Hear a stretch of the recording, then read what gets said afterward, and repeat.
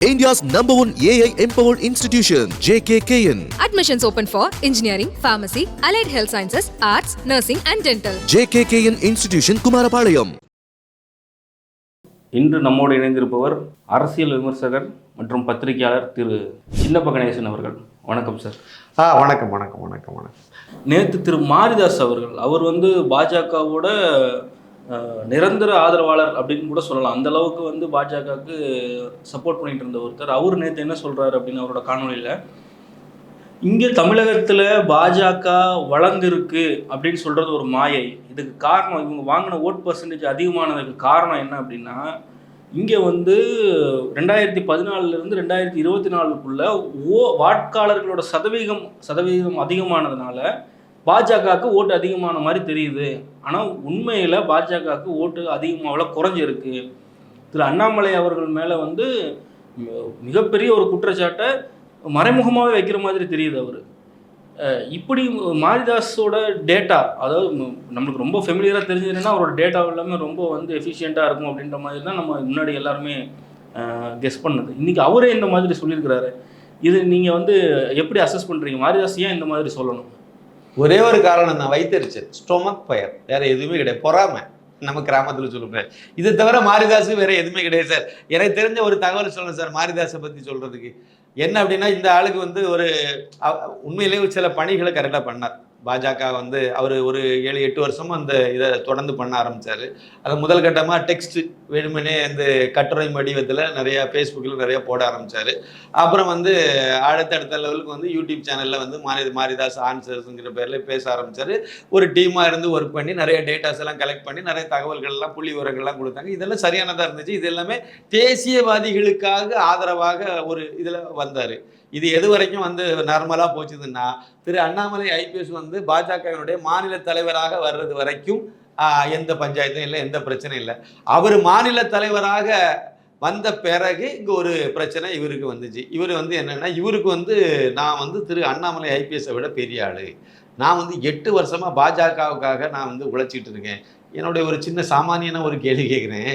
8 வருஷமாக நோட்டிகிட்டு நடந்தவர் எதுக்கு திடீர்னு ரஜினி கட்சி ஆரம்பிக்க போகிறேன்னு சொன்னு ஓடி போயிட்டார்? அப்புறம் அங்கே எதுக்கு போனார் அவர் கட்சி ஆரம்பிக்கல, பழையபடி திருப்பி இங்கே வந்தார். அப்படி தானே நம்ம எடுத்துக்க முடியும். ஒரு சாமானியனா என்னுடைய கேள்வி, பதில் சொல்லுங்கள். அப்போ இவருடைய இது அப்படி இல்லை. அப்போ தேசியவாதி, பாஜகவுக்கு ஆதரவாளர், நான் அதுக்கு தான் நான் பண்ணிட்டு இருக்கேன் அப்படின்னா பாஜகவில் நீங்கள் இணைஞ்சு ஒரு பொறுப்பெடுத்து செய்திருக்கலாம். அதுவும் பண்ணலை. இவர் அண்ணாமலை விட நான் பெரிய ஆளுங்கிற மாதிரி அவருக்கு ஒரு ஈகோ. அதனால அவர் என்ன பண்ணார்னா, இதுக்கு முன்னாடி அந்த மாதிரி பல இடங்கள்ல பேச ஆரம்பிச்சாரு. இது இன்னொரு முக்கியமான காரணம் தான், நான் எனக்கு தெரிஞ்ச காரணம்னு சொன்னோம்னா அது ஒரு விஷயம் இருக்கு. என்னன்னா, குறைந்தபட்சம் அண்ணாமலை ஐபிஎஸ் மாநில தலைவர் ஆன பிறகு இவருக்கு குறைந்தபட்சம் ஒரு பொதுச் செயலாளர் லெவலுக்கு இவர் எதிர்பார்த்தார். நமக்கு ஒரு பொதுச் செயலாளர் பதவி பாஜகவில் தருவாங்கன்னு எதிர்பார்த்தாரு. ஆனால் பாஜக கட்சி ப்ரொஃபசர் சீனிவாசனுக்கு மதுரை பேஸ்ட், அவருக்கு ஒரு சீனியர் லீடருங்கிறனால அவருக்கு அந்த பதவியை, ஒரு பொறுப்பு அவருக்கு கொடுத்துட்டாங்க. இவர் எனக்கு ஒரு பொதுச் செயலாளர் கொடுத்து ஒரு 7-8 மாவட்டத்தை எனக்கு குத்தகை விடுங்கன்னு சொன்னார். அதை கொடுக்கல. அது அப்படி கொடுக்கறதுக்கு வாய்ப்பு இல்லாமல் போச்சுது. அப்போ வேற ஏதாவது ஒரு செயலாளர் அந்த மாதிரி ஏதாவது பதவியை கொடுத்துட்டு அப்புறம் நம்ம அதை ப்ரமோட் பண்ணலாம் அப்படிங்கிற மாதிரி அவருக்கு ஒரு ப்ரொமோஷன் மாதிரி கொடுத்து அடுத்த லெவலுக்கு எடுத்துகிட்டு போனால் சரியாக இருக்குங்கிற மாதிரி அதை யோசிச்சிருக்காங்க. அது பாஜக எடுத்த முடிவு. அப்படி எடுத்த முடிவில் இவருக்கு அதில் உடன்பாடு இல்லை. நான் இந்த செயலாளர் இருக்குன்னு என்ன சாதாரணமான ஆளா? வார்டு கவுன்சிலாக வெற்றி பெற்றுட்டு அது தான் நல்லா இருக்கும்னு நினைக்கிறேன். சரி, இதில் ஈகோ கிளாஸ் ஆகிட்டு அதில் இருந்து இவர் ஒரு பொதுச் செயலாளர் ஆக்கலைங்கிறது முதல் பாயிண்ட். இதுதான் அவருடைய உண்மையானது. ரெண்டாவது இவருக்கு உள் மனசுல என்னன்னா, நான் அண்ணாமலை விட சீனியர் தான் டிஸ்கண்டினியூ ஆகி போச்சே. சரிதானே? அவர் எப்போ வந்தார், அண்ணாமலை எப்போ வந்தாரோ அப்போ தான் இவர் திருப்பி உள்ளே வந்தார். காரணம், ரஜினிகாந்த் கட்சி ஆரம்பிக்க போகிறான்னு சொல்லிட்டு அந்த பக்கமாக ஓடி போயிட்டார். அப்போ அதுக்கு டிஸ்கண்டினியூ ஆகி போச்சு. பழையபடி தானே உள்ளே வந்தார். அதுவும் கட்சியில் உறுப்பினராக இல்லைன்னு எனக்கு தெரியல, சொல்கிறேன். அப்படி பார்த்தா அண்ணாமலை ஐபிஎஸ் அவர்களை விட நான் ரொம்ப சீனியர் ஆள், 8 வருஷமாக நான் பண்ணிட்டு இருக்கேன்னு அவருக்கு வார்த்தையில் ஒரு வீடியோவில் பேசிட்டு இருந்தார். நான் அதை பார்த்துருக்கேன் கொஞ்ச நாளைக்கு முன்னாடி. அப்போ அவருக்கு என்னென்ன பிரச்சனை எங்கன்னா, அண்ணாமலை அவர்களுக்கு மேலே தான், அண்ணாமலை அவர்களுக்கு மேலே உள்ள கோபம், ஈகோ.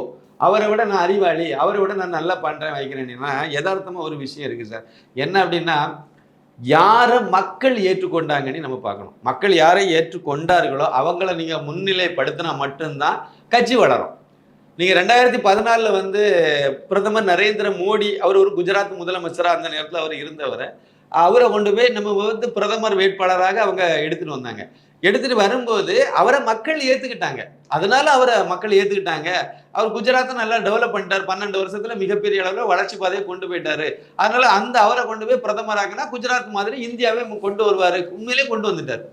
பொருளாதாரத்துல 11வது இடத்துல இருந்த இந்தியாவை 5வது இடத்துக்கு கொண்டு வந்திருக்காரு. மிகப்பெரிய ஒரு வளர்ச்சி இது.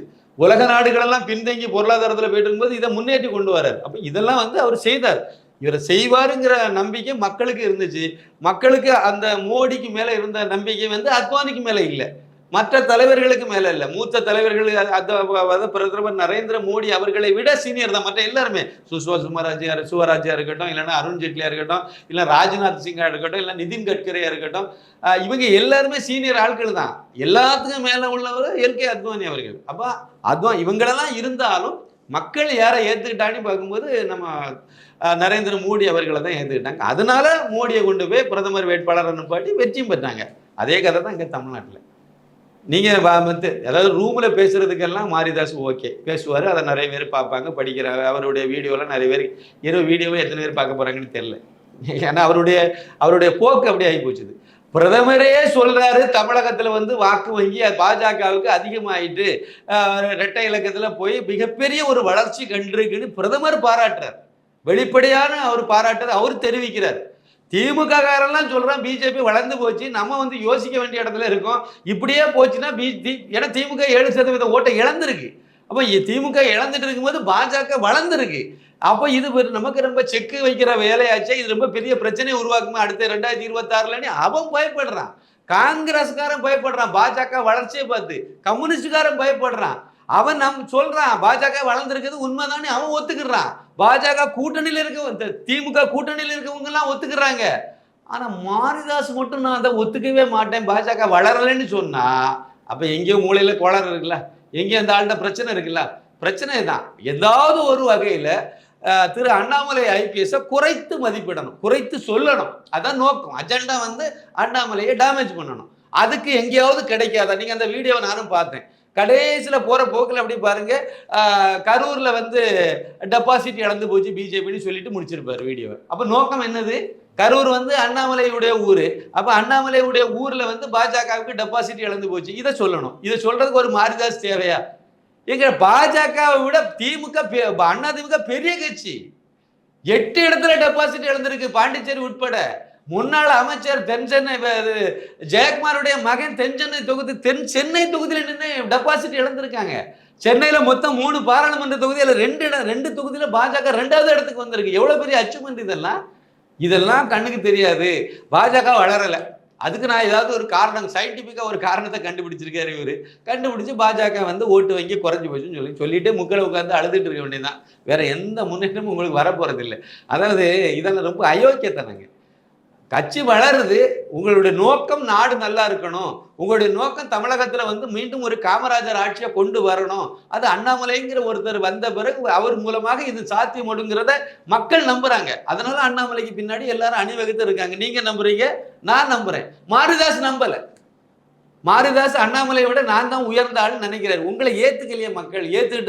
ஏத்துக்கிட்டாங்கன்னா பரவாயில்ல. உங்களை ஏத்துக்கிட்டாங்கன்னா பாஜக உங்களை தலைவராக உட்கார வச்சிருக்குமே, மேலிடம் பரிசீலனை பண்ணியிருப்பாங்களே. தேடி பிடிச்சி கர்நாடகத்தில் வேலை பார்த்துட்டு இருந்த அவரை ஏன் கூட்டிட்டு வரணும் இங்க? அப்போ உங்களை ஏத்துக்கல, அண்ணாமலையை ஏத்துக்கிடுவாங்கன்னு நம்பினாங்க. கரெக்டா ஏத்துக்கிட்டாங்க. அவங்களுடைய கணிப்பு கரெக்டா இருக்கு. அதனால அவரை கொண்டு வந்திருக்காங்க. உங்களுக்கு என்ன இது? உங்க குருநாதர் நம்ம குருமூர்த்தி முதற்கொண்டு அண்ணாமலையுடைய வளர்ச்சியை பாராட்டுறார். தமிழகத்தில் பாஜகனுடைய வளர்ச்சியை பாராட்டுறார். ஆனால் மாரிதாஸுக்கு மட்டும் அதை ஏற்றுக்க முடியலன்னா, நீங்க எல்லாம் இதை ஜீரணிக்கவே முடியலைன்னா இதை ஆசிட் வாங்கி குடிங்க, ஜீரணிக்கும், கரெக்டாக இருக்கும். அதுதான் நம்ம இந்த இடத்துல நம்ம சொல்ல முடியும். இவ்வளோ பெரிய வயிற்றுச்சல் எல்லாம் இருக்கக்கூடாது. இது உடம்புக்கு ஆகாது. பாருங்க, நீங்க இந்துத்துவவாதிகள் தேசியவாதிகளை வச்சே தான் வயர் வளர்த்துட்டு இருக்கீங்க. அதை நம்ம பார்க்கணும். அதை வச்சே தான் நீங்க பிரபலம் ஆயிருக்கீங்க. அதை வச்சே தான் உங்களுடைய வீடியோவை 1 லட்சம் பேர் 1.5 லட்சம் பேர் பார்க்குறாங்கன்னா இதை வச்சே தான் பார்த்துட்டு தெரியுங்க. நீங்கள் இதே ட்ராக்ல இன்னும் ஒரு 2 மாதம் வண்டியை ஓட்டுங்க, அப்படியே எல்லாமே சரிஞ்சு கட்டமண்டாயி நாசமாக போயிடுவீங்க. இதெல்லாம் ரொம்ப தப்பு, அபத்தம். அதாவது பொது இடத்துல நான் பழையபடியும் சொல்கிறேன், அண்ணாமலை அவர்களுடைய ஃபோட்டோவை போட்டு ஒருத்தன் ஆட்டை வெட்டினானுக்கு எவ்வளோ பெரிய அயோக்கியத்தனம் இது. யாராவது கண்டிச்சிங்களா? தமிழிசை உட்பட யாராவது இதை பற்றி கண்டிச்சாங்களா? கண்டுக்கவே இல்லை. அண்ணாமலைன்னா இது யாரோ ஒருத்தருக்கு வந்த மாதிரி நினச்சிக்கிட்டு இருந்தாங்க. நீங்களும் அப்படி தானே இருந்தீங்க. இதெல்லாம் எவ்வளோ பெரிய அயோக்கியத்தனம். இந்த பீட்டா கீட்டான்லாம் ஒரு அமைப்பு உண்டு. அந்த அமைப்பு இருக்கா இல்லைன்னா சீனா பக்கம் போயிட்டான்னு தெரியல. அவங்க எல்லாம் வந்து அதாவது இல்லை விலங்கு வலை தடுப்பு இதெல்லாம் வச்சுட்டு திரியுறாங்க. அதாவது ஜல்லிக்கட்டு நடத்துறதுக்கு சுப்ரீம் கோர்ட் வரைக்கும் திருப்பி படம் எடுத்த கும்பல் இங்க நடு ரோட்ல போட்டு வெட்டு வீடியோ எடுத்து வேற போட்டிருக்காங்க. ஒரு கேஸ் கூட ரெஜிஸ்டர் ஆகல தமிழக அளவில் எனக்கு தெரிஞ்சு. கம்ப்ளைண்ட் கொடுத்துருக்காங்க, எடுக்கல. இந்த லட்சணத்துல இருக்கு அப்படின்னா உங்களுடைய வன்மம் அதில் வெளிப்படுது. தமிழிசை பொது இடத்துல இந்த மாதிரி கட்சியினுடைய தலைமை கட்சியினுடைய முடிவுக்கு எதிராக விமர்சனம் பண்ணிட்டு கிடக்கு. அதை வந்து நீங்க சரின்னு ஏத்துடுறீங்க. தப்பு இல்லை, அது வந்து பேசுன பாயிண்ட் முக்கியமா. என்ன பாயிண்ட் நோட்டுனாங்க?